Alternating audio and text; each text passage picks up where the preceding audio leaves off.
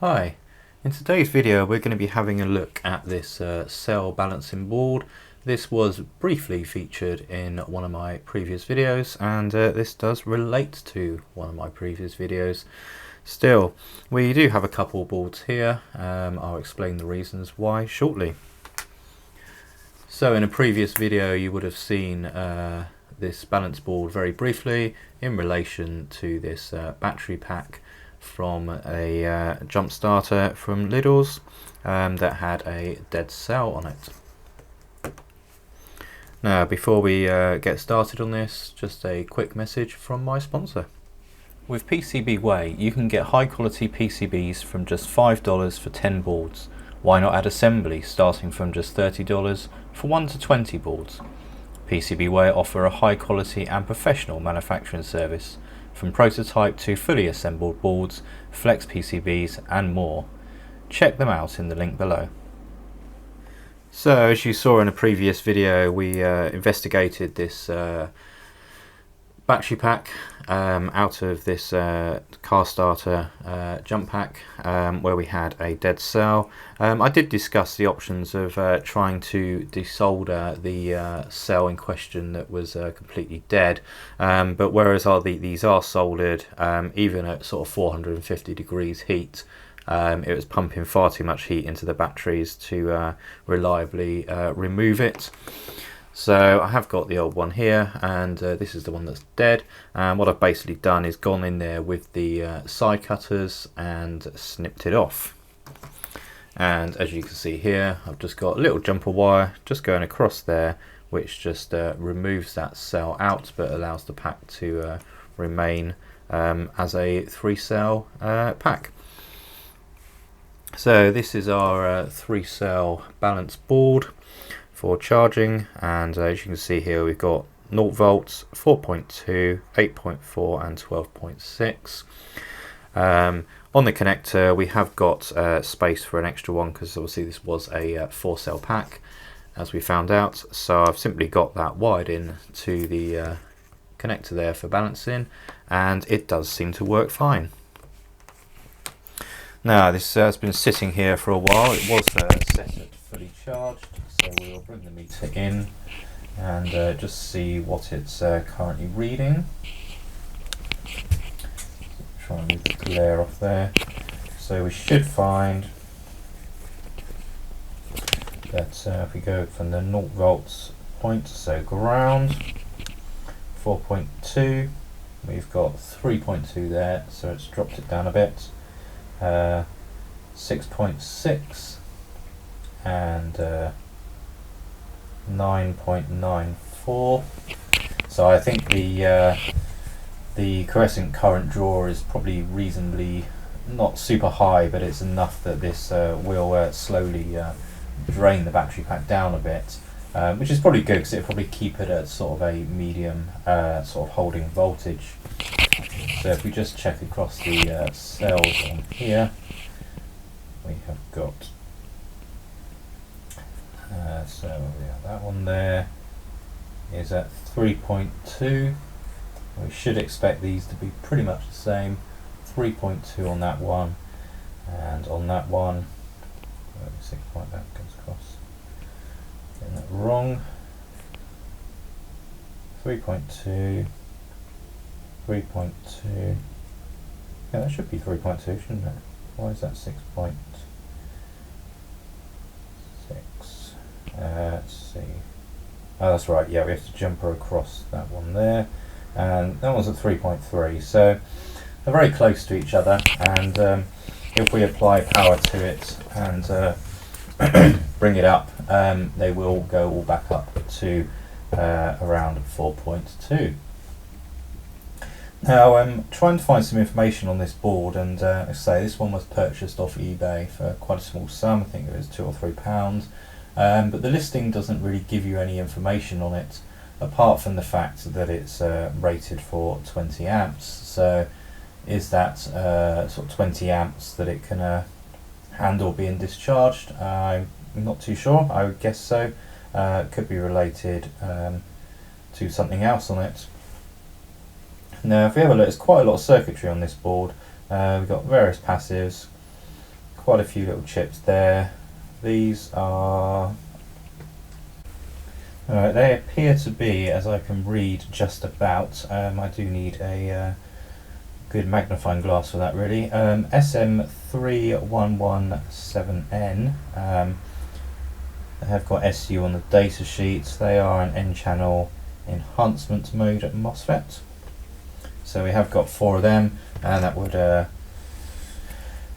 correlate, I suppose, with the 3. Don't quite know how they use that with 4 for 3 channels. Guess switching for the 0 volt point as well. Now if we bring in this second board I got, now the reason I ordered the second board, 2 reasons really. One, when I connected this up as what looked like the correct way to connect it, I thought, okay, so can we charge by just applying voltage straight to the plus and minus points on this board? And there was a reasonably high current draw for a few seconds, and then it just went down to virtually 0, and I thought, okay, have I blown it up or something? So I wasn't too sure what was going on there, so I immediately jumped on eBay and thought, right, I'm going to order another balance board, hopefully one with some more information on it, so that we can sort of compare the two. And is it a case that I have blown this one up? And no, the board's absolutely fine, as far as I'm aware. It was basically just drawing a big inrush current for a period of time, and as these cells were pretty fully charged at the time, that's when the current just dropped straight off. The way it behaves, I found, is that it will charge it to a certain point where you'll start seeing certain cells going slightly over the rating. They don't seem to overshoot too much, but I have sort of seen up to sort of 4.4 volts, 4.5 volts, and once they one of them overshoots, then it shuts off the incoming power as such. It doesn't draw any current, and starts self-balancing between the cells. And then once they're more or less level with each other, i.e. that cell that's overshot has dropped down, then it will start drawing some more power again. So looking at this smaller one of the boards, you can see the size comparison there. Quite a big difference in it. This one is rated lower. I believe this is 10 amps. Yes, that's 10 amps rated on the back, which would certainly explain why we have smaller MOSFETs. These ones appear to be P-channel, whereas these ones are N-channel. Now I'm guessing that these tiny little ICs here, which are near impossible to read, are presumably some kind of protection, battery protection ICs. This one has the P-channel MOSFETs and a few passives, and it does have one main IC there. And this IC comes up as a 8254A, which apparently is the S8254A battery protection IC. Supports over voltage detection, overcharge voltage, etc. Now if we if I have a look at the listing on eBay, I will put up a screenshot of the listing so you can read it yourself. But whereas the previous charge board didn't really say anything apart from just 20 amps and didn't state quite what it actually is capable of, this one has much more details in it. So the listing we've got here, so we've got 10.8 volts polymer battery, 11.1 18650 or 3.7 volt lithium rated, 12.6 lithium ion battery pack charge port voltage. Discharge 10 amp peak discharge currents, so that would presumably mean that that is, like I said, that's going to be 20 amps peak discharge. Short circuit protection, overcharge protection, over discharge protection, over current protection. So you've got all those various parameters.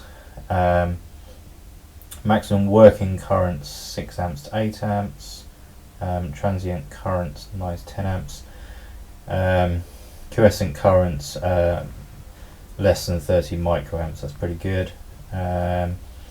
Internal resistance less than 100 milliohms. So much more detailed specifications for this one, so I certainly rate this one more than the other one. The other one does have some information on the back, but very little, and when you look it up online you just can't find any information. The majority of it is of course in Chinese. So this board does seem to have a lot of the protection this one does. You can short circuit the outputs on these and it doesn't seem to make any difference. It doesn't get super hot or the batteries get hot or anything, so it does seem to have the short circuit protection. Overcharge and over discharge protection do also appear to work. The way I've tested that, obviously having it connected up to the power supply to charge it up, yes, it does shut off the power at the required point, and if we just use a couple of leads here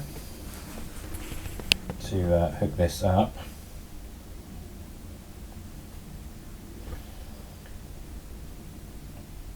Right. Number one, we can see that if we short these leads, there's no major sparking and nothing bad happens. And if this pack's got enough juice in it, should be able to get this car light bulb to light. Let's connect that up, and as you can see, that's lit up there. So the camera just compensating for the brightness.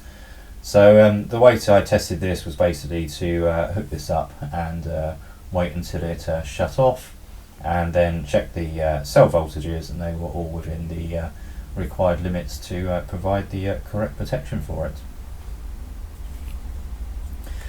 Now it does get pretty hot on these wires here. If you've got that light bulb connected, as you can imagine, that will be drawing quite a bit of current. Good point is actually how much current are we drawing.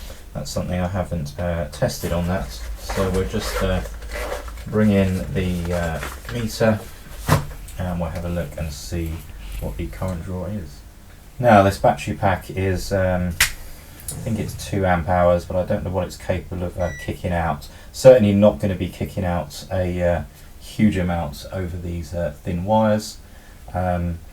These wires are a bit thicker on the actual pack itself, but they are not designed, I guess they'd be designed for sort of 2.1 amp current that you'd use for USB charging on the original board, but you'll get your main current out of the 2 thick wires. But obviously that's not going to give you any protection. You'd need separate protection for that.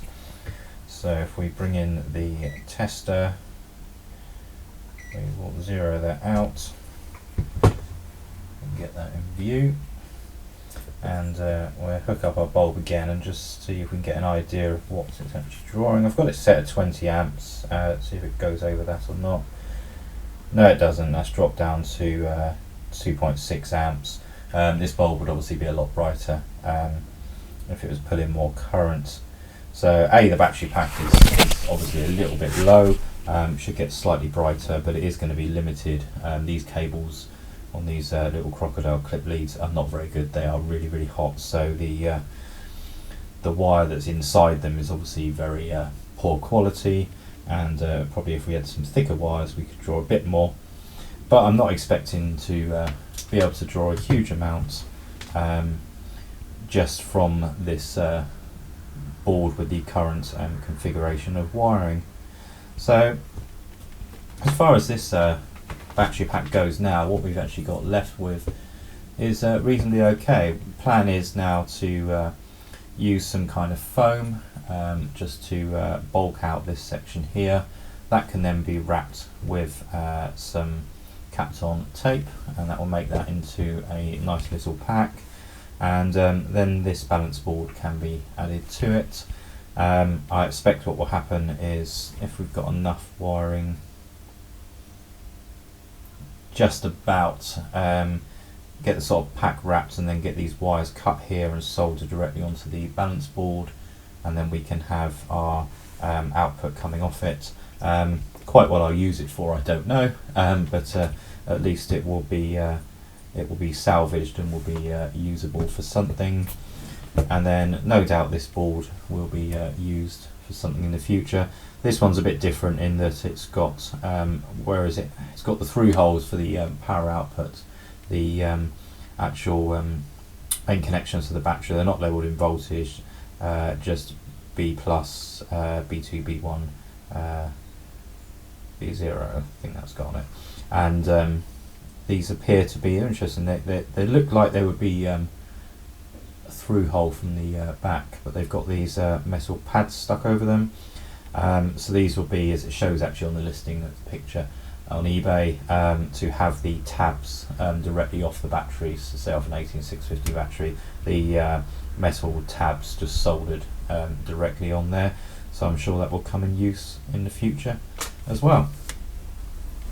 So I hope you enjoyed that video. We've finally managed to revive this battery pack to a certain extent, and we've had a look at this balance board and this one here. Links to both of these boards will be in the description below if you want to check them out or purchase one yourself. And if you've got any comments on this, please do leave it in the comment box below. I'm certainly a bit of a newbie when it comes to cell balancing, so just getting started on playing around with this. If you enjoyed the video, guys, please do give it a big thumbs up. Remember to subscribe, and if you would like to help out with the channel, Patreon links are down below. And I'll see you soon for the next video. Cheers.